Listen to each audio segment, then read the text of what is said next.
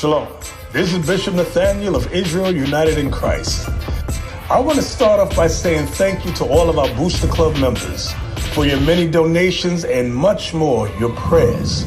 We visited faraway countries and strange lands. We've even spoken to dignitaries and were detained for spreading the glorious gospel in Cuba.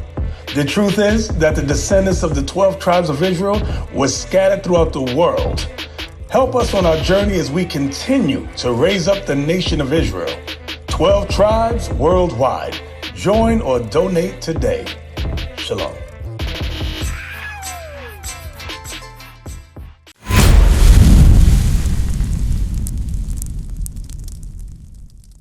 You're in voting now. Vote and let your senators know how strongly you feel.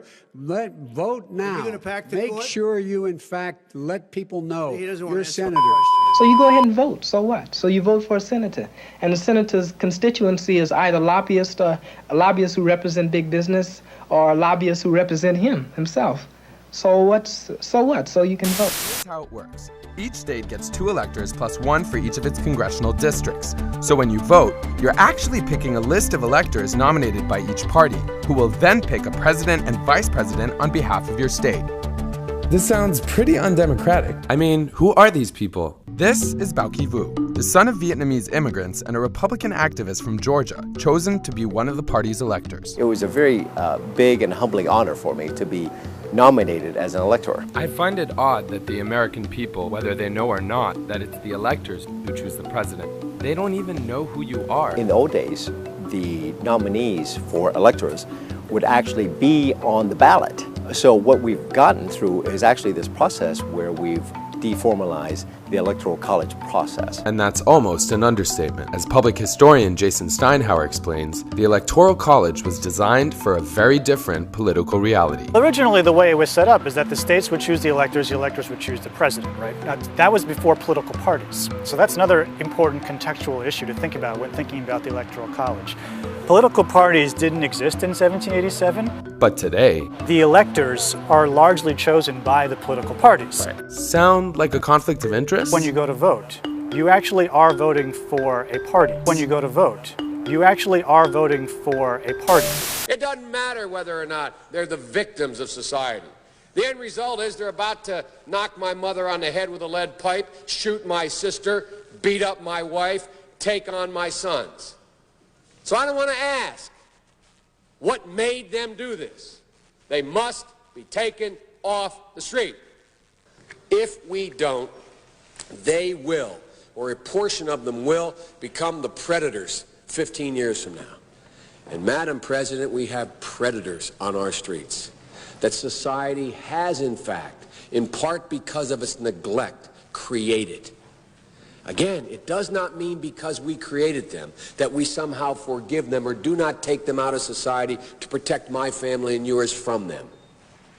They are beyond the pale, many of those people. Beyond the pale. And it's a sad commentary on society.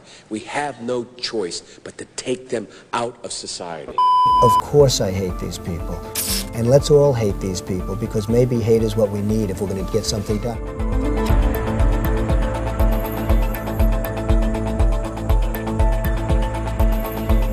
Found a female. She was still alive, and in fact still is. I am strongly in favor of the death penalty. I'm saying if they're found guilty, if the woman died, which she hopefully will not be dying, but if the woman died, I think they should be executed.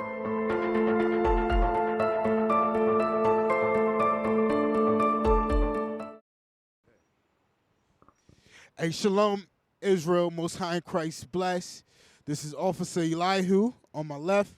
Soldier Jonathan. On my right. Soldier Ezekiel. So we in here in the Barclays Center. We doing cuts in the streets in the Barclays Center. Soldier Ezekiel, what we about to question the people on? Well, here at the Barclays Center, we're here of our people. Our people still trust in oppression. Joe Biden is the order of the day. He is on the mind of our people. Obama had 2 turns at it, was still in captivity. What do our people think Joe Biden will do for black and brown people? So there's 2 snakes on the as candidates, right? So They're going to pick which master want to rule over them, basically. So we're going to dive into our people and dive into their minds and the thought process of voting. And let's see, scripturally, is voting going to liberate black people? We're going to give our people the answers. Live and direct, cuts in the streets. Hey, Shalom, Israel. This is Officer Elihu.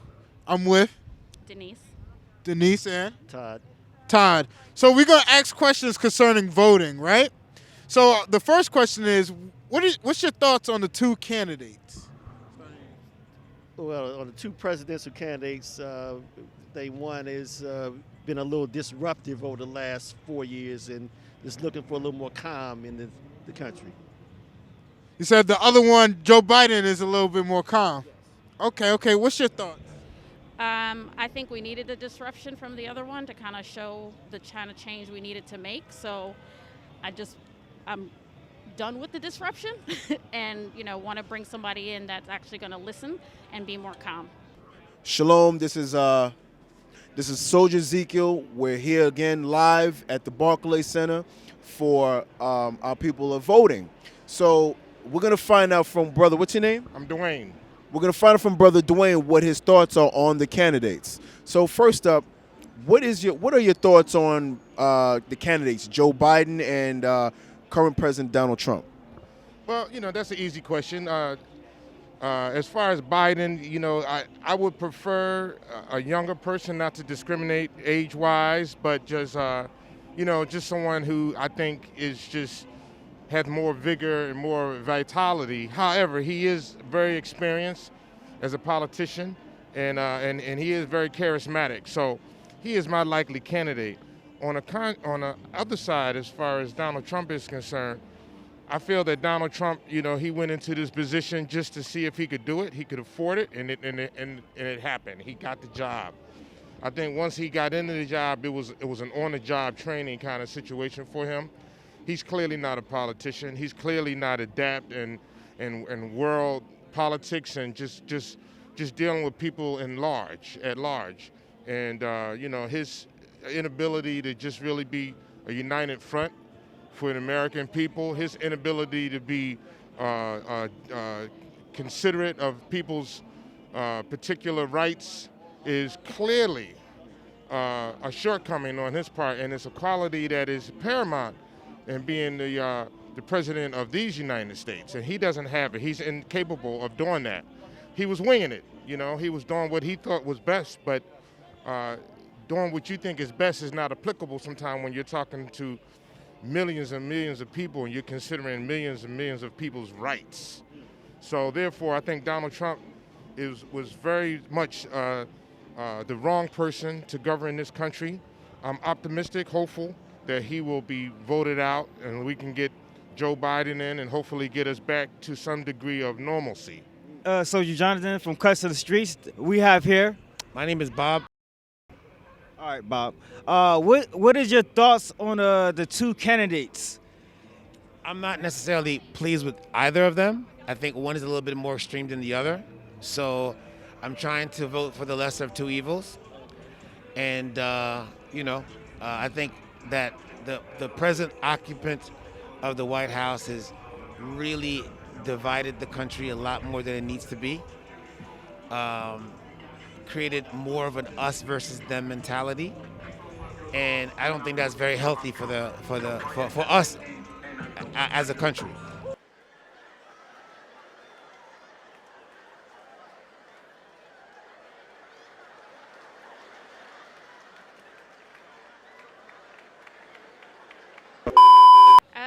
I think we've seen what 4 years has done of one, and I'm excited to see what 4 years of another could do. So give an example. We've seen what's happened this year, and I think that there hasn't been a lot of concern for the general public, and a lot of people needed better guidance, they needed better care, and we haven't seen that happen. And I just think that we need to care about our people more, and we might see that if there's a change. All right, another question. All right, what did America do for the Black and brown community? Not too much. We came in here as slaves. we are the reason why the country, to a large extent, has the economic prosperity as it does. And for the most part, as a whole, at the end of the day, we have definitely still are not able to fully take advantage of what the country purports to offer. And you believe voting would change that, right? So voting is the next best thing. Well, obviously, Biden is more likely probably to be helpful to people that look like you and I and others. You got more questions, but I tell you, if you have a problem figuring out whether you're for me or Trump, then you ain't black. Unfortunately, some of his past legislation has been problematic for us. We recognize it, but everybody is to be given, I think, a second chance at some point, and to be forgiven and recognize that we know the mistake you made. We are perfectly aware of it, and we're going to hold you accountable. And if you are so fortunate to be awarded this position of president, you are not to make that mistake again. You are now in a position to be helpful to people of color globally, but especially people of color in this country. So, if we don't, they will, or a portion of them will, become the predators 15 years from now. If we don't, they will, or a portion of them will, become the predators 15 years from now. It is your duty, it is your obligation to not discriminate, to be educated and be considerate, sensitive, and respectful of the history, and help people of this country who have undergone, just extraordinary discrimination and annihilation almost, practically, that he will be instrumental in helping us, meaning people of color, to better our situations moving forward. That's my hope. Now, would you think with Biden's past and with our history here, would you feel like our people would be trusting in an oppressive system? Well, unfortunately, my brother, we are a trusting people, and that has been such almost to our detriment. But I'm hoping that, history doesn't repeat itself. We will definitely trust him, but hopefully trust him at a distance where we can still make corrections. We will not just give him a carte blanche, just a blank check to do whatever it is he needs to do. So I think we will give him some degree of trust, but hopefully, still keep him in check. I would like to say that there have been changes in the country that have benefited us. For example, in the 60s, the protests of Martin Luther King and the civil rights movement gave me an opportunity because I'm an attorney. I got a chance to go to some of the best schools. I have a great career and a great life. I attribute that to the sacrifices of our forefathers. We have more elected officials. There was a middle class, an upper middle class section of black folks that are doing okay, but the problem is the majority of us aren't doing okay, and change is unfortunately slow. It's a problem, but again, we are not in the position where we're going to be able to forcefully overcome and overthrow this government, at least not by ourselves. And absent that, we have no choice but to use voting or other types of strategies, whether it's boycotting or economic boycotting, things of that nature, to get the changes that we seek. Because you mentioned something during the time of, like in the 60s, right? Dr. Martin Luther King. They was killing us in the streets back then. Have that still changed today? Because we got Eric Garner, we had Breonna Taylor, we got George Floyd. Everybody is mad about that and very upset because we thought, everything would change, through these past generations, right? What you say about that? I say that you're right. I mean, we still have a long way to go. We absolutely have a long way to go. But it's a far cry from lynching when down south it was a much more regular occurrence. Now we're hearing about these things, and there's a certain level of outrage. Back then, nobody cared, right? So there is a change. Does that mean that it's right? No. Does that mean we have to keep waiting? No. We got to change this horrible abuse, especially of black men, for sure. But it's going to have to come with time, and what we're doing in terms of protesting it and making it known, and and again, ultimately boils down to voting and trying to get representatives that at least from the outside say they are about change, because once they get in the office, sometimes they switch, right? But we clearly can't continue to move the way we're moving and expect anything to change. So I think voting, you have to make your voice heard, and voting allows you to do that. I think that we need to vote more locally as well as for the presidential campaigns, because it's at the local level that really impacts us, right? And if our voices aren't heard locally and only heard at a level where there's so many people above them or below them that don't really always represent us, then we lose our voice. So we have to vote all up and down the ticket. Okay. What about you? I think that there's a lot of people that died for the right for black people to vote. So I believe that it's something that we should do, and our vote, in order to make our voices heard, we have to vote. Now, there's people that think that your vote doesn't count, but you saw in the last election that the last guy won by as low as 50,000 votes. So, and some 50 million people did not vote. So you got to come out. It doesn't always impact us directly that we can see, but if you don't vote, it will impact you. So now, last election, I remember the last election, Hillary Clinton actually got 1 million popular votes than Donald Trump. I believe it's the electoral college vote that matters. So what's your thoughts on that? Because we could vote for the one that we want, but the one that the government and society actually chooses is the opposite. So what's the thoughts on that? I will say that one of the things that this election has done for me is it allowed me to learn a little bit more, and I have more to understand about the electoral process. What I don't appreciate right now about it is I don't know who elects the people that say it's okay, right? And that's the part that I'm trying to understand, because they don't represent me.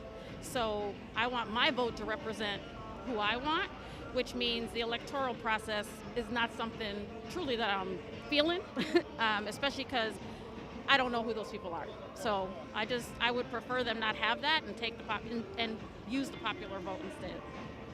What about for you? What do you think about the electoral college vote that really actually chooses the president? Well, I think that that process is outdated. That they should eliminate the electoral college. And it's from a old system that really that they created because they didn't believe the common man could elect the president.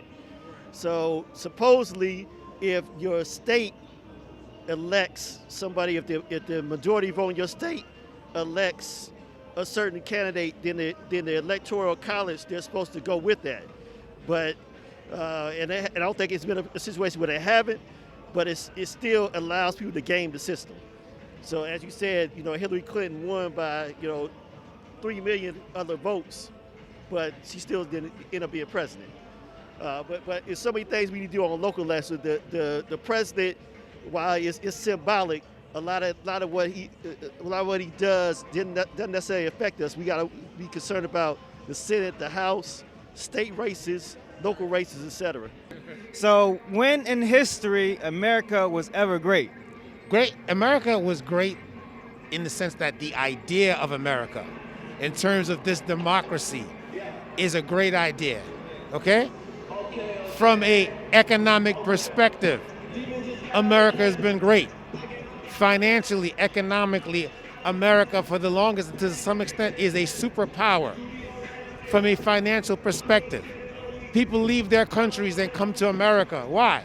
primarily financially. But it's not truly great because it has not yet lived up to its ideal, right? It's not fully great in that sense. Morally, spiritually, America has a long way to go.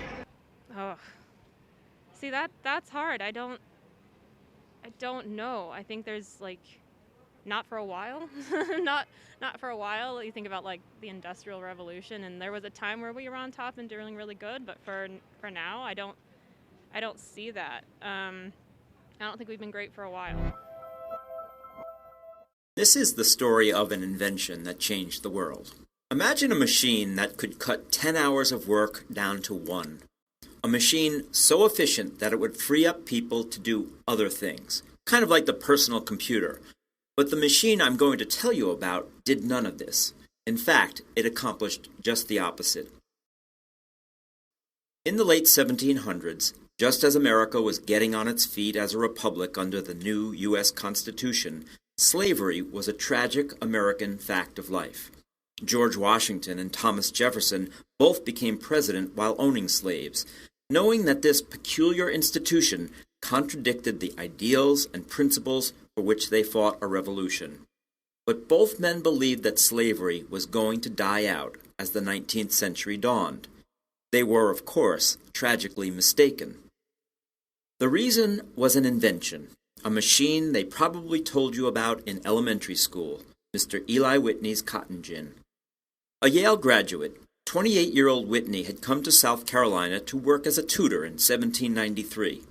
Supposedly, he was told by some local planters about the difficulty of cleaning cotton. Separating the seeds from the cotton lint was tedious and time-consuming.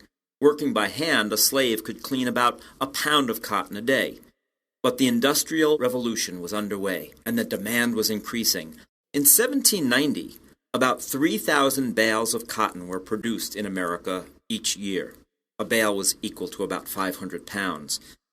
By 1801, with the spread of the cotton gin, cotton production grew to 100,000 bales a year. After the disruptions of the War of 1812, production reached 400,000 bales a year. As America was expanding through the land acquired in the Louisiana Purchase of 1803, yearly production exploded to 4 million bales. Cotton was king. It exceeded the value of all other American products combined, about 3/5 of America's economic output. But instead of reducing the need for labor, the cotton gin propelled it, as more slaves were needed to plant and harvest king cotton. The cotton gin and the demand of northern and English factories recharted the course of American slavery. In 1790, America's first official census counted nearly 700,000 slaves. By 1810, 2 years after the slave trade was banned in America, the number had shot up to more than 1 million. During the next 50 years, that number exploded to nearly 4 million slaves in 1860. We going on a conversation. Was American ever great for our people, right? Because we trust in oppression still today. Still today. Read. This is the book of Lamentations, chapter 4 and verse 17. As for us, our eyes as yet failed for our vain help. So our eyes are still today for looking for vain help. Which is that vain help? It's the other nations and hoping for change. Our people have been hoping for change for these past generations, like we was talking about. For the 60s, that's the point of voting, right? So they're hoping that we will change, have our better communities, have better, ghettos, but we still oppressed today. And it's kind of hard to say that voting will actually change anything. First, we got to start from our community first, then we have to move on. Yeah. In our watching, we have watched for a nation that could not save us. We are watching for a nation that could not save it. That means we are hoping and we are praying for, which is America, to help us and save us in our condition. And we have people still on crack. We have still people on drugs, heroin. You could go in Bronx. It's crazy. So we are hoping for a nation that could not save us. And we still hoping for today. Like, for example, like Breonna Taylor. Like, even though the people that, I would say, that killed her are laid off. That's no justice right there. That's no justice. And we've been voting for since the 60s. Our people, died so we make sure we can have some type of change. But it's still no change today. That answers your question. Now, would you say that, like you said, we trust so much to our detriment? Would you say that with the Word of God, could you say that we trust in oppression? Would you say that that's actually biblical? But I feel that if I can answer the question correctly, I feel, biblically, as long as we are aware that oppression took place, even in the Bible, if I'm not mistaken, it even speaks of some of the oppression that we have undergone, and that, just again, the history just doesn't repeat itself. I think that the oppression that we experienced was unbelievable, and that's... You made a key point. You said history does not repeat itself. Well, we could actually say in the Bible that history does repeat itself. We can get... give me Isaiah 30:5, because we all know that the Bible. We know who wrote the Bible, well, who interpreted the Bible, and I think as long as you have a person to interpret something, then it's subject to their particular take on it at that time. So, contradictions in the Bible. The fact that the Bible has, some of the oppression that it is stated in the Bible is not surprising to me at all. It doesn't surprise me in the least. So let's see what the Word of God says. Okay. Isaiah chapter 30, verse 12. Wherefore, thus saith the Holy One of Israel, because ye despise this word, and trust in oppression and perverseness, and stay thereon. God says that we trust in oppression. We know that this system has oppressed our people, black and brown people, for well over 400 years. We trust in oppression and we stay thereon. We've been voting, and even there's a clause actually where we have to fight for our right to vote every few years. So that wouldn't you say that's an oppressed people that have to fight for votes? But we live amongst so many other nations. No doubt. Absolutely, we are definitely an oppressed people. That has been proven and represented repeatedly. But we're an oppressed people here. I think that it is also known that us as indigenous people of the continent we come from, we are the warriors. We're not an oppressed people. We're the kings and queens and the architects and the developers and the doctors and the scientists of that nation. It's not until we were brought here in other countries that we became oppressed. So if you're speaking explicitly about this country and Europe, the continent of Europe, the oppression is apparent and it's abundant. So yes, we are oppressed here. So with that being said, again, we're oppressed here, but yet we look for the cure from the oppressor. Would you call it rational to look for the cure of oppression from the oppressor? I mean, that's definitely not rational. It's definitely not logical. But I think a part of that comes from conditioning, brainwashing. Again, our want and need to be caring and giving and trusting of people. It's our history. It's in our DNA. We are lovers. We're a nation of loving people. So I think that it is not totally ludicrous that we would, go back to the same people that oppressed us and ask for a rewrite to some degree. However, I think that times are changing. Things are happening. We see where we are now. We're in the 21st century. And people are making moves. People are not allowing for some of the things that took place throughout our lives to take place again. Again. Get in line, my man. So one more question? One more. Give me Lamentations 4:17, because you said it's not irrational to trust in and trust in salvation from an oppressive system. God himself has it recorded that we've done that over and over again. Lamentations chapter 4, verse 17. As for us, our eyes as yet failed for our vain help. Vain help is because we've been looking for help here, we haven't gotten it. In our watching, we have watched for a nation that could not save us. We've watched election after election, every 4 years, election after election, we've watched for this nation here that could not save us. Well, I tend to disagree to some degree. I mean, it's not that we haven't been saved, but I like to look at the glass as half full. We had a black president.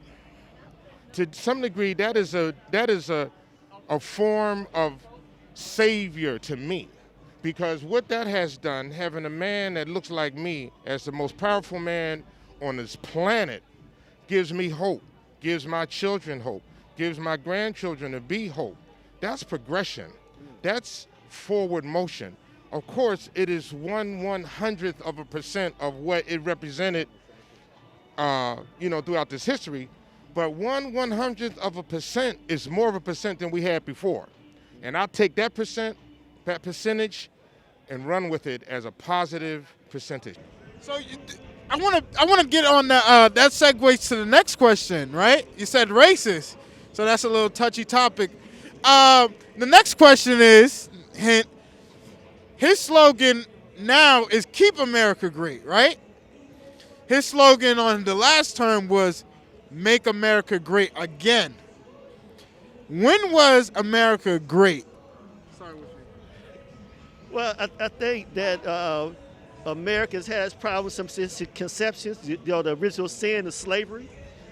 So it has been good at times, bad, and better at times. But for America to be great, it has to be inclusive of everybody. So has America ever been great?